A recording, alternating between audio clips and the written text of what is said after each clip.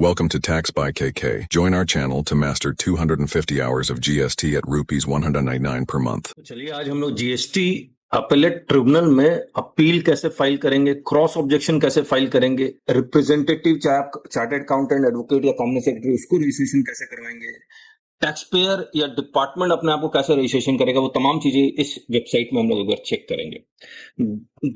Appellate tribunal ने एक 150 pages का एक डॉक्यूमेंट निकाला, user manual version 2.6, publication date 4 April 2025। इसको भी हम लोग पूरा डिस्कस करेंगे अभी आपके साथ, ये कैसे ये काम करता है। लेकिन उससे पहले आपको कुछ चीजें बता देते हैं। ये अपीलेट ट्रिब्यूनल में हम लोग कब जाते हैं, किसके ऑर्डर के अगेंस्ट जाते हैं? तो we go to appellate tribunal against the order pass by the appellate authority in APL 04। मैंने कई जगह ये कंफ्यूजन सुना है कि एपीएल 02 के अगेंस्ट भी जा सकता है, that is not possible. Appellate authority जो ऑर्डर पास करेगी इन एपीएल 04 उसी के अगेंस्ट जाएंगे। कौन जा सकता है? टैक्स पेयर भी जा सकता है और डिपार्टमेंट भी जा सकता है। अगर टैक्स पेयर यहां पर केस हार जाता है तो ऑब्वियसली टैक्स पेयर जाएगा, जो हारेगा वो जाएगा। तो अगर टैक्स पेयर हार जाता तो टैक्स पेयर जाएगा, डिपार्टमेंट हार जाता तो डिपार्टमेंट जाएगा। तो हमने कुछ केसेस बना दिए। केस 1, अपीलेंट कौन है? Tax payer. Why appellant is tax payer? Because he is filing appeal to the tribunal. अगर टैक्स पेयर अपीलेंट है तो रेस्पोंडेंट डिपार्टमेंट होगा, respondent department and then respondent will file the cross objection. तो department is the respondent and department will file the cross objection. Representative दोनों तरफ से होंगे, tax payer का भी होगा और डिपार्टमेंट का भी होगा। तो department will also appoint a representative and tax payer will also appoint a representative. अब जब हम लोग वेबसाइट देखेंगे तो आप टैक्स पेयर का अलग रजिस्ट्रेशन कॉलम होगा, डिपार्टमेंट का अलग होगा और रिप्रेजेंटेटिव का अलग रजिस्ट्रेशन कॉलम होगा। फिर अपील फाइल करने के लिए अलग विंडो हो रहा होगा, क्रॉस ऑब्जेक्शन फाइल करने के लिए अलग विंडो हो रहा होगा। केस 2 देखते हैं। केस 2 में अपीलेंट इज डिपार्टमेंट, तो रेस्पोंडेंट कौन होगा? Tax payer. क्रॉस ऑब्जेक्शन कौन फाइल करेगा? Tax payer. Representative again department का भी होगा और टैक्स पेयर का भी होगा। देखिए रिप्रेजेंटेटिव किसका होगा? टैक्स पेयर का भी होगा, डिपार्टमेंट का भी होगा। अब रजिस्ट्रेशन जब वो करवाएगा तो किसका किसका करवाएगा? पोर्टल टैक्स पेयर का रजिस्ट्रेशन करवाएगा, डिपार्टमेंट का रजिस्ट्रेशन करवाएगा, रिप्रेजेंटेटिव का रजिस्ट्रेशन, 3 लोगों का तो रजिस्ट्रेशन करवाएगा ही करवाएगा।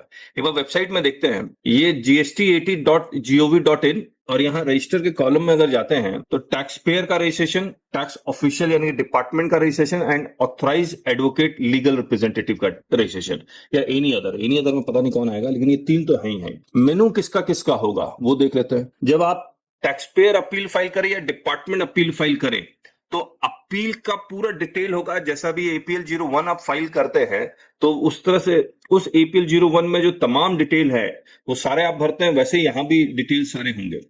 अब एपीएल 04 सबसे पहले तो वो ये कोशिश करेगा कि एपीएल 04 को फेच करेगा।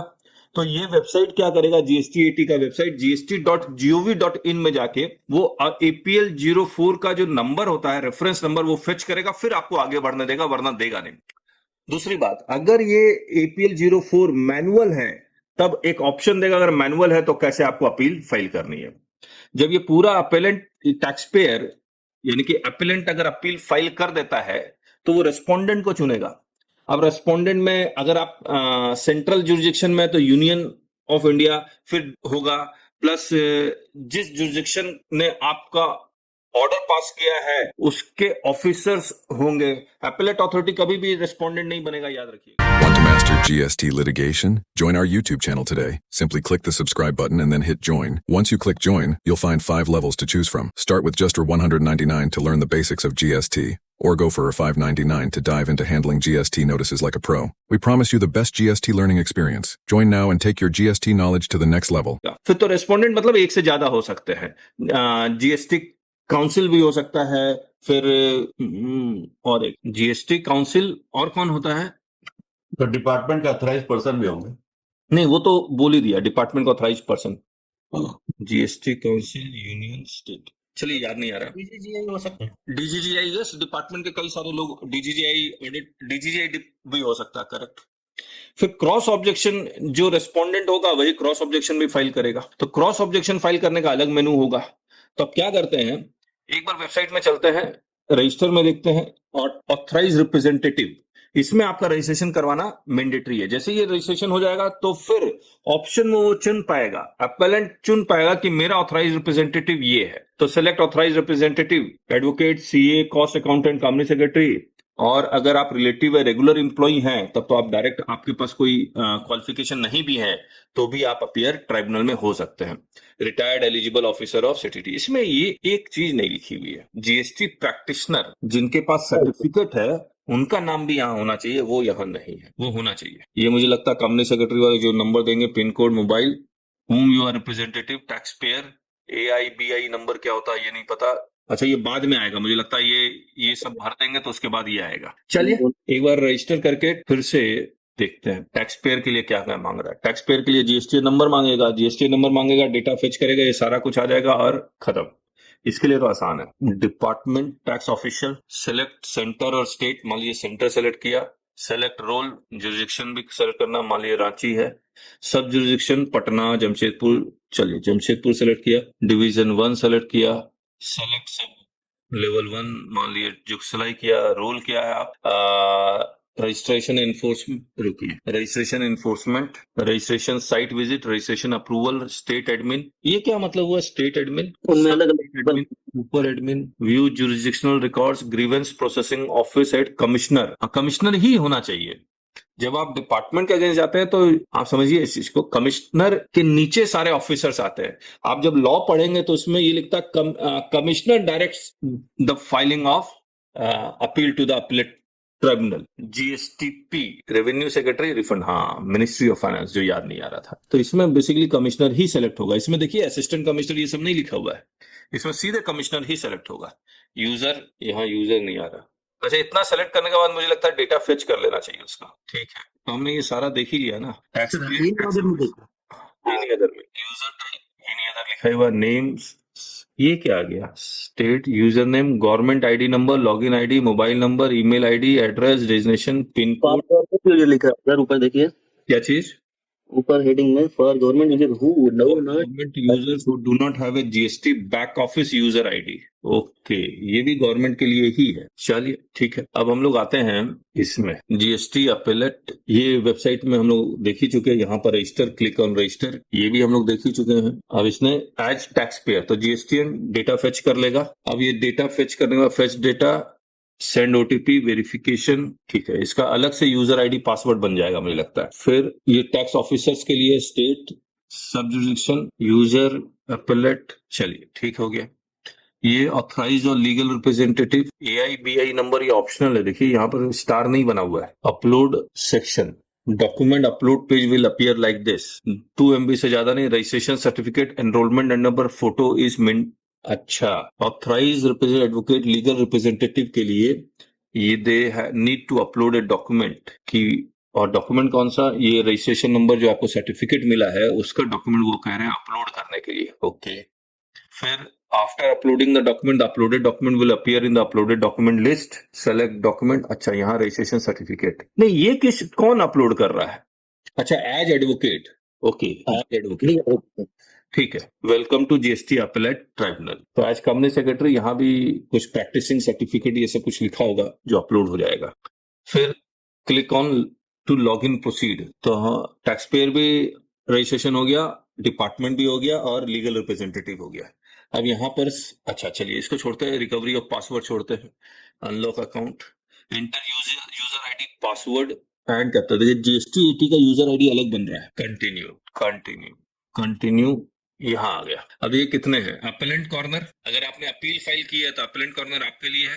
अगर किसी ने अपील फाइल की, आप रेस्पोंडेंट है तो रेस्पोंडेंट कॉर्नर आपका यहाँ आ गया। आपका अकाउंट और डाउनलोड ई साइन टूल वगैरह वगैरह, ठीक है।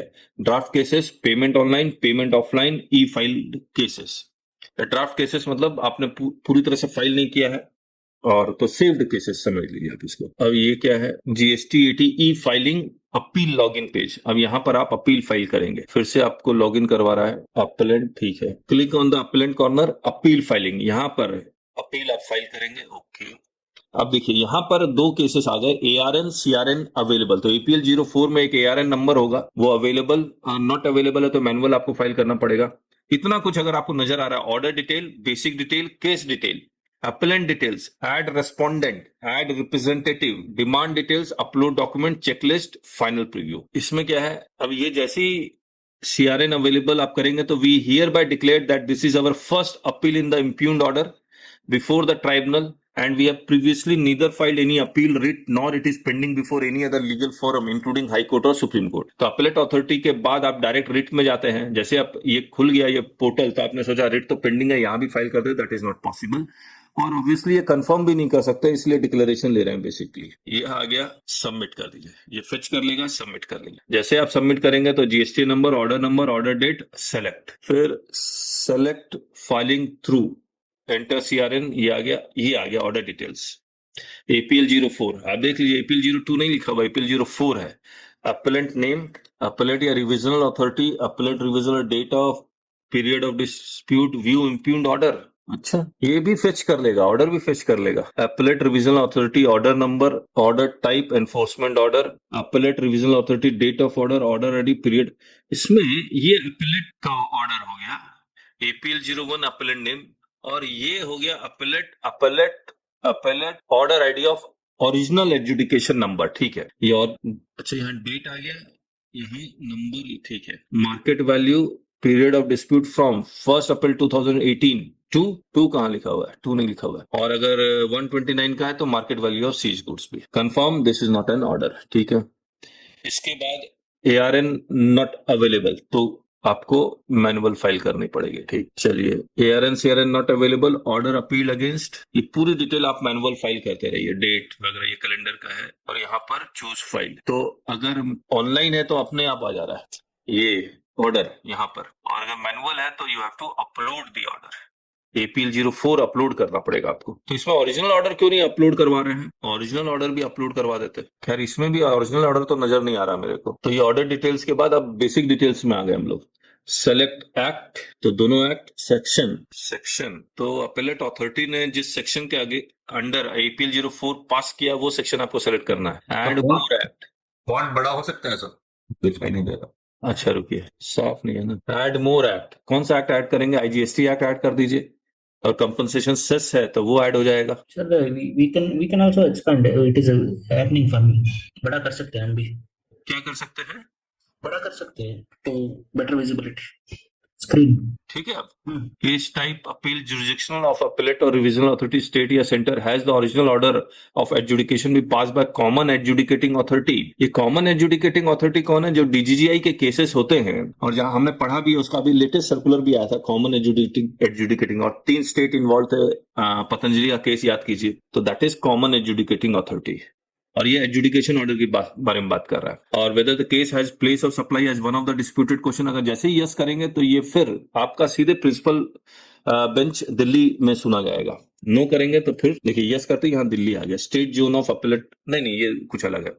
State or zone of appellate authority Delhi, appellate revisional authority was pass the impugned order, नाम के साथ आएगा. ये आपको मुझे लग रहा है कि टाइप करना पड़ेगा, ये टाइप करना पड़ेगा नाम के साथ. चलिए, if any point in the dispute does not include place of supply and you still select yes, then your appeal will be marked defective on scrutiny and may have to be withdrawn. Okay, तो place of supply का generally no ही होगा. और हमने बताया भी है, place of supply को एडजुडिकेट करने के लिए उसका जुरिडिक्शन सिर्फ सेंटर के पास है, स्टेट के पास तो है भी नहीं.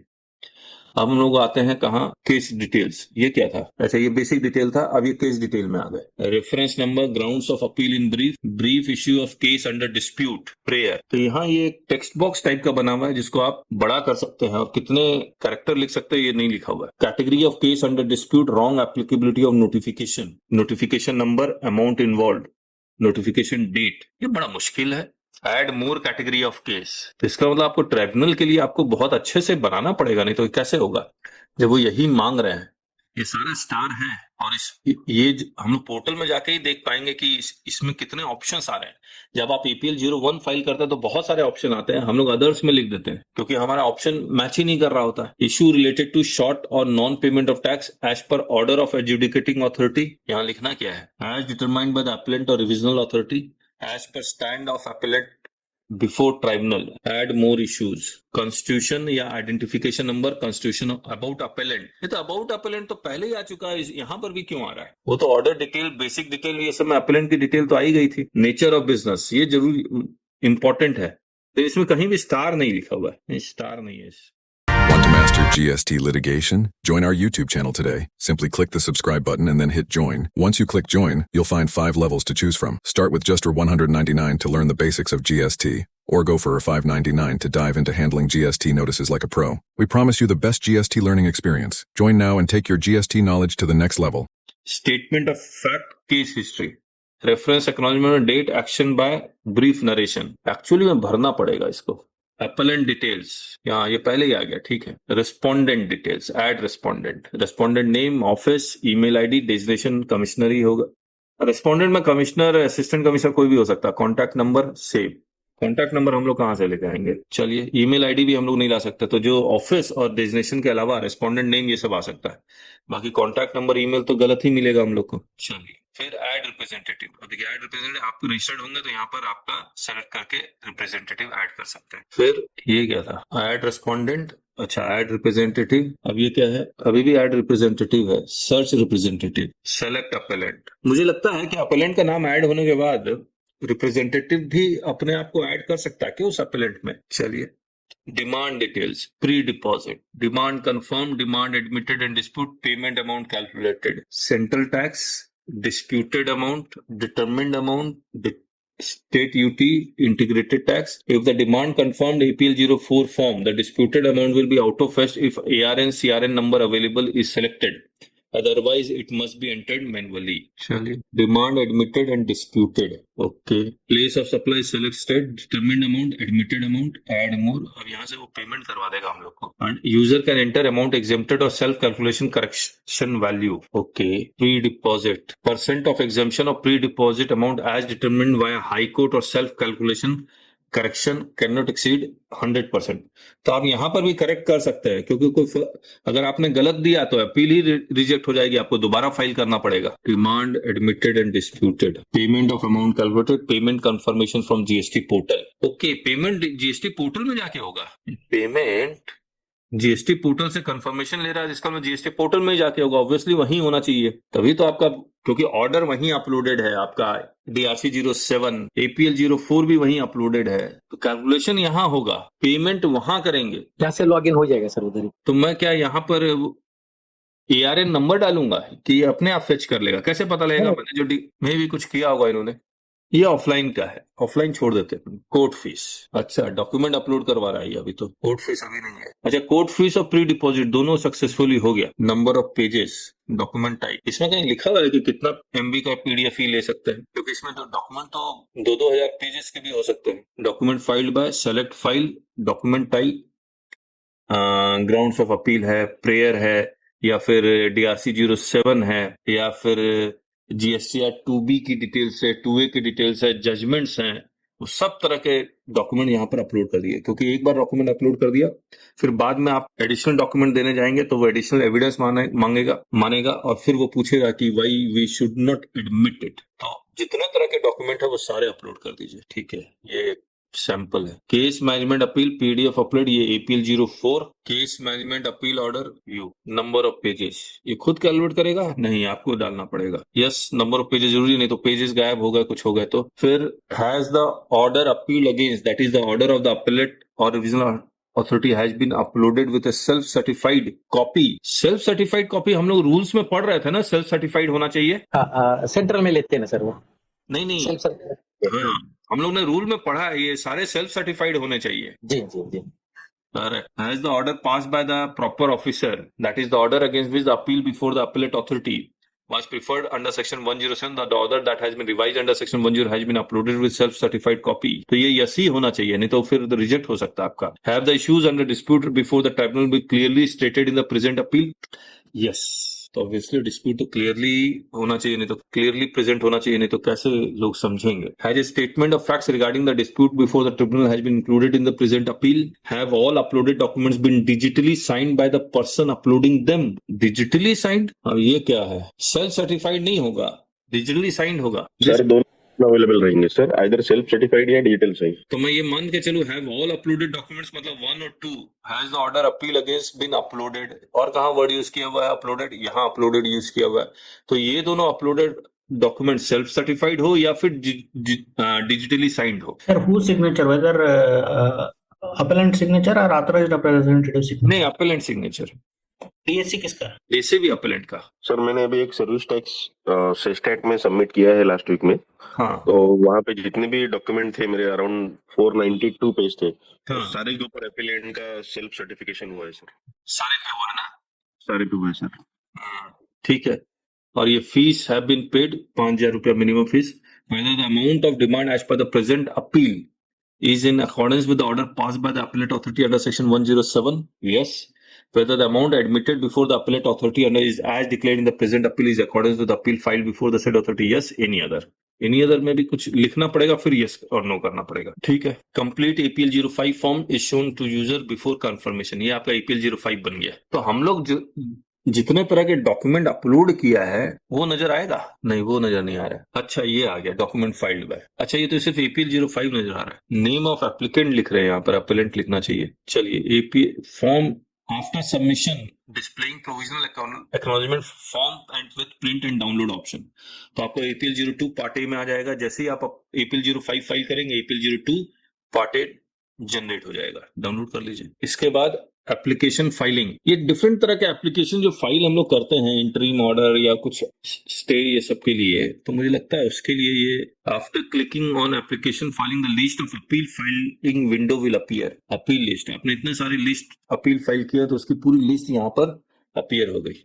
मतलब ट्राइब्यूनल में इतना सारा इसलिए भी नजर आएगा क्योंकि एक ही इशू, सेम इशू हर साल चल रहा है, तो हर साल आप ट्राइब्यूनल में अपील फाइल कर रहे हैं, तो ये आपकी लिस्ट बढ़ती जाएगी जैसे जैसे आप अपील फाइल करते जाएंगे। फिर rectification of mistake, condonation of delay, clarificatory application, interlocutory application, review application, mention urgent, miscellaneous application, withdrawal application. तो ये एप्लीकेशन का विंडो खुल जाएगा आपका और इतने सारे इश्यूज आप डील कर सकते हैं। फिर एड अपेलेंट डिटेल, इसमें रेस्पोंडेंट तो होना नहीं चाहिए। Do you want to add respondent to the application, तो ऑब्वियसली नो ही होना चाहिए, इसमें रेस्पोंडेंट का कोई रूल नहीं है। Representative, add representative, this is very bad. 5,000 rupees court fees. अपना सर्विस टैक्स में हाँ अगर वहाँ पे लाइबिलिटी वाइज डिटरमाइन किया है फीस कितनी रहेगी। हाँ, यहाँ भी वैसे ही है, लेकिन मिनिमम फीस 5,000 है। नहीं, वहाँ 500 रुपए से स्टार्ट हो रही थी और यहाँ 5,000 से स्टार्ट हो रही है। और वहाँ पे सर मिसलेनियस एप्लीकेशन के लिए 500 रुपए है। यहाँ पे कितना है सर? 5,000 नहीं, मिसलेनियस एप्लीकेशन। मिसलेनियस ही तो बोल रहा हूँ आपको। फिर ओरिजिनल कितना है सर? अपील फीस कितनी है? अपील फीस मिनिमम 5,000 है, फिर लाइबिलिटी के ऊपर डिपेंड करता है। नहीं, वहाँ पे कैसा है सर, मानो अपील फाइल कर दिया और मुझे और कोई मिसलेनियस डॉक्यूमेंट सबमिट करना है या डिले कंडोनेशन सबमिट करना है, तो उसके लिए अलग से 500 रुपए डीडी और बनाना पड़ता है। अच्छा, मैं यहाँ दिखाता हूँ आपको। Rectification of mistake, condonation of delay, clarification application, interlocutory application, review application, mention oblique urgent, miscellaneous application. Fees कितनी है? 5,000 5,000। सर। ये रहा। अर्जेंट मतलब अपन अर्ली हियरिंग भी ले सकते हैं उसमें। हाँ जी, अर्ली हियरिंग भी ले सकते हैं। अर्जेंट हाँ। बोले ना। हाँ, अर्ली हियरिंग में, लेकिन 5,000 फीस है। जी जी जी। अब देखिए यहाँ पर फीस कितना दिखला रहा है, 2,000, 1,000, 1,000। ये है नहीं, ये है मिनिमम 5,000। लेकिन मुझे नहीं समझ में आ रहा है, यहाँ पर 2,000, 1,000 सबको टोटल करके 5,000 आ रहा है। हमने तो पढ़ा है मिनिमम फीस 5,000। 1 अप्रैल, 1 अप्रैल, 1 अप्रैल, ऑफलाइन पता नहीं। कोर्ट फीस हो गया। अभी चलिए सबमिट कर दीजिए। Has the application been prepared in English, yes or no? Where any order, notice, statement being uploaded with application pass in language other than English, has an English translation been uploaded? ये भी हमारा काम है। If an English translation has been uploaded, has an affidavit confirming the accuracy of the translation has been uploaded by the person filing the application, have the details of the appellate oblique revisional authority been correctly and fully filed in the present application, have the issues under the dispute before the tribunal been clearly stated in the present application। अच्छा, ये application की details है। Have all documents uploaded with the present application been digitally signed by the person uploading them. क्यों ये self sign नहीं हो सकता? Digitally sign क्यों कंफर्म कर रहे हैं? कहां से लाएगा digital sign? Have the fees as specified in this have been paid, have all documents referred to in application has been annexed been uploaded with the correct indexing in a single PDF. Have all document referred to in the application has been annexed with been uploaded with correct indexing. Has bookmarking pagination been done according to the index? Her page number मतलब समझिए किताब बनानी है आपको, जहां पर index page, इस page में जाएंगे तो ये मिलेगा, उस तरह से। Have all documents uploaded been color scanned from the respective originals? क्या क्या डिमांड है? Are all typewritten documents required to be uploaded typewritten on one side of A4 size paper with double spacing, justified horizontal alignment in the specified font and font size? Are all documents enclosure fully and properly scanned in A4 size black and white at the specified DPI resolution with no pages missing? तो ये DPI resolution ये सब क्या है? ये अलग से मुझे लगता है कुछ गाइडलाइंस निकालेंगे. If paper books are included, are they properly paginated and indexed? Are all affidavits properly attested and identified? Have the details of the case in connection with any other? बाप रे बाप. सर उसके बाद जो एक remark करके column था देखो पीछे. हाँ, रिमार्क में क्या लिखेंगे क्या पता. हाँ मान लीजिए डिजिटल साइन में हम लोग रिमार्क में लिख दें नहीं डिजिटली साइन नहीं है, सेल्फ सर्टिफाइड है. मे भी ये लिख सकते हैं. चलिए एप्लीकेशन का एक्नॉलेजमेंट, ये पार्ट बी है क्या एक्नॉलेजमेंट का? अच्छा, इसका कोई फॉर्म नहीं है. अपलोड एडिशनल डॉक्यूमेंट, ठीक है. अपलोड, ठीक है. ये लिखा हुआ देखिए, only PDFs can be uploaded. File for uploading should be scanned in grayscale with 300 dpi. Number of pages in each uploaded file should not be greater than 300 pages. Split scanned files in different volumes for uploading if single file size is greater than 50 MB. Physical file submitted and online file submitted should be identical in volumes and number of pages. ये important points है. DPI आपको पता है ना, control करेंगे ना, तो यहाँ पर मुझे लगता है प्रॉपर्टीज A4 नॉर्मल, इसमें लिख नहीं रहा है, नहीं तो डीपीआई लिखता है कहीं पर. खैर जब स्कैन करते ना तब आता है. ओके. चलिए, डॉक्यूमेंट अपलोड हो गया. रीफाइलिंग ऑप्शन इन मेनू, ठीक है. वहां से अगर डिफेक्टिव आ गया तो आप व्यू डिफेक्ट और फिर से आप रीफाइल कर सकते हैं. Click to edit. After clicking on view defect, generated PDF appears on the screen. Defect list. Has the appeal been prepared in English? Appeal is prepared in English. Has the order appealed against been uploaded with self certified copy? Is not self certified. चलिए ठीक है, समझ में आ गया. View defect करेंगे तो ये PDF खुल जाएगा. फिर अब edit respondent list, document upload, फिर से डॉक्यूमेंट अपलोड कर दीजिए. Appeal, document type appeal, affidavit, annexure, vakalatnama, proof of service, application, CPC क्या हो गया? Any other document, report, condonation of delay, impugned order, payment receipt, board resolution, vakalatnama, authorisation letter, caveat clearance, interlocutory application, DSC signed APL 05, DSC signed APL 07, High Court order self-calculation interest. This is sample PDF. Review and confirm for final submission. चलिए ठीक है. Refiling, फिर से refiling क्यों दिखा रहा है? View defect, click to edit. ये दोबारा क्यों था? पूरी एप्लीकेशन वापस नहीं करनी है सर, वहीं पे एडिट करके कर देना है जो भी डिफेक्ट सॉल्व करना है वो. देखते हैं. Appeal before constituted defect list. आपको मेल भी आएगा, मतलब आपको जीएसटी एटी में बार बार जाने की जरूरत नहीं पड़ेगी, आपको मेल भी आएगा. और कितने दिन के अंदर डिफेक्ट रेक्टिफाई करना है? 21 दिन के अंदर, और नहीं तो रिजेक्ट कर देंगे ये लोग. Sir, physical copy within how many days we have to submit, sir? You need not submit physical copy. No, sir. They are mentioned. No, physical and online should be same document. Then we should have submitted, I think. हाँ, लेकिन मुझे लगता नहीं है, क्योंकि मतलब if you are submitting physical copy also then it should be same. If you are not submitting then it should not be same. मतलब I don't think it is required.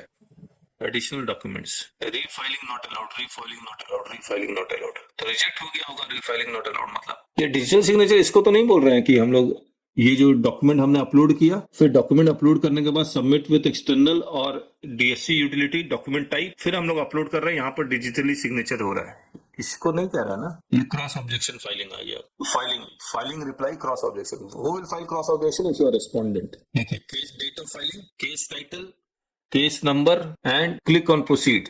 तो आप यहां पर you can file the cross objection.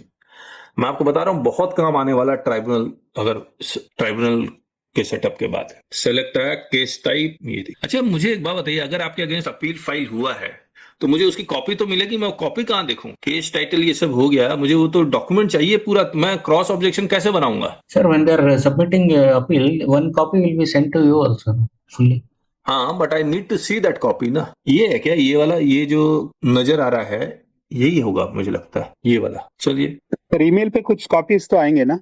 आना तो चाहिए, ये नहीं तो कैसे होगा? क्रॉस ऑब्जेक्शन में when you are filing for cross objection, basic detail, appellant details क्यों लिख रहा है ये? If you are filing cross objection then you are respondent, यहाँ रेस्पोंडेंट लिखते तो you are now again appointing representative. हाँ कहिए। सर अगर 21 दिन में डिफेक्ट करेक्ट नहीं करते हैं तो वो रिजेक्ट हो जाएगी, तो रीफाइलिंग भी अलाउ नहीं है, तो फिर बाद में हाई कोर्ट का ही ऑप्शन रहा सीधा। रीफाइलिंग क्यों नहीं अलाउड है?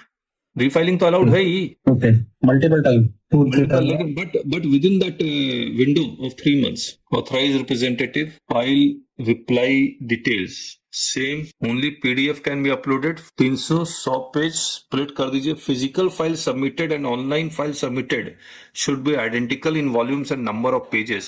Relief claimed in memorandum of cross objection, grounds of cross objection can be uploaded as a document. ये बार बार लिख रहे हैं फिजिकल कॉपी। क्या फिजिकल कॉपी फाइल सबमिट करना मैंडेटरी है क्या? करना पड़ेगा सर। कौन जाएगा इतनी दूर दूर? मान लीजिए आपका यूपी में और 2 बेंच है, एक लखनऊ में, एक इलाहाबाद में, और आप कहीं रहते हैं तो 200 किलोमीटर ट्रैवल करके आप फिजिकल कॉपी फाइल करने जाएंगे? जी देना पड़ेगा सर, 2-2 सेट वगैरह भी लगेगा सर, 2 सेट 3 सेट। ये रूल और में तो हमने कहीं नहीं पढ़ा। रजिस्टर्ड डाक से भेज दीजिए ना। अच्छा, फिजिकली सबमिट तो वो भी हो गया ना, रजिस्टर्ड डाक से भेज दिया। रूल में तो हमने नहीं पढ़ा राजेश जी। नहीं, जैसे पहले यहाँ अपील में भी 2 कॉपी में वो मांगते ही थे, क्योंकि उनको चालान से और APL 02 जारी करना रहता था CIN नंबर से। चलिए देखते हैं अपील एडमिट होता है तो कौन सा फॉर्म देते हैं। पैरावाइज रिप्लाई, हाँ, document file by respondent, reply, para-wise reply, affidavit, para-wise reply. ठीक है, फाइनल प्रीव्यू आ गया, बहुत बढ़िया। डॉक्यूमेंट अपलोड कर दिया। Cross objection refiling. Cross objection file करने का टाइम क्या है याद है किसी को? 90 डेज होना चाहिए मुझे लगता है।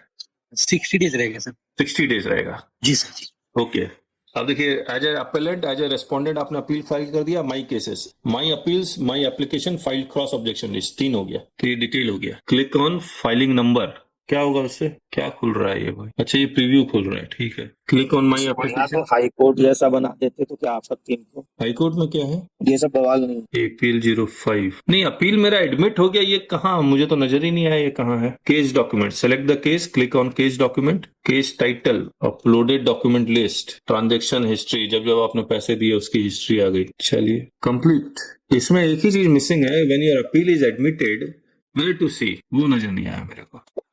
जहाँ पे अपील दूषित की बात हो रही है ना, और आपसे डॉक्यूमेंट मांग रहा है, हाँ, तो जब वो हम डॉक्यूमेंट सबमिट कर देंगे तो उसके बाद वो अपील दूषित तो समाप्त होगी ना। क्या कर रहे हैं? फिर से कहिए। जहाँ पे एक जगह अभी आया था ना कि अपील आपकी दूषित हो गई, मतलब पूरे डॉक्यूमेंट नहीं है, तो वो फिर हमको एक लेटर देगा कि ये डॉक्यूमेंट अपलोड करिए। हाँ हाँ हाँ हाँ जो ही मैंने उसको अपलोड कर दिया हाँ, तो मेरी अपील तो दूषित समाप्त हो गई ना। करेक्ट, ठीक है। और कुछ किसी को कहना हो तो? सर अगर टैक्स पे रजिस्टर करता है पोर्टल पे और ऑथराइज रिप्रेजेंटेटिव रजिस्टर्ड नहीं करके फिजिकल डॉक्यूमेंट में अथॉरिटी लेटर लगाता है, वो अलाउ है? इसमें रजिस्ट्रेशन बहुत को करना पड़ेगा? नहीं, करना पड़ेगा, हर हालत में करना पड़ेगा। आप किसी भी हाईकोर्ट में प्रैक्टिस करते तो मुझे लगता है उसके लिए बार लाइसेंस ये सब चाहिए, तो वहां पर भी रजिस्ट्रेशन आप लेते ही है ना। तो ये एक सिंपल रजिस्ट्रेशन प्रोसेस है जो आपको करना ही पड़ेगा। जैसे एक एडवोकेट है, हाँ, तो जैसे सर कोई एडवोकेट है या कोई चार्टर्ड अकाउंटेंट, हाँ, चार्टर्ड अकाउंटेंट को तो हर बार वो लगाना पड़ेगा व्यापारी से एक अथॉरिटी लेटर लेकर के केस। अथॉरिटी लेटर तो हमेशा चाहिए, लेकिन आप हमेशा चाहिए। हाँ, आपका रजिस्ट्रेशन तो होना ही चाहिए ना।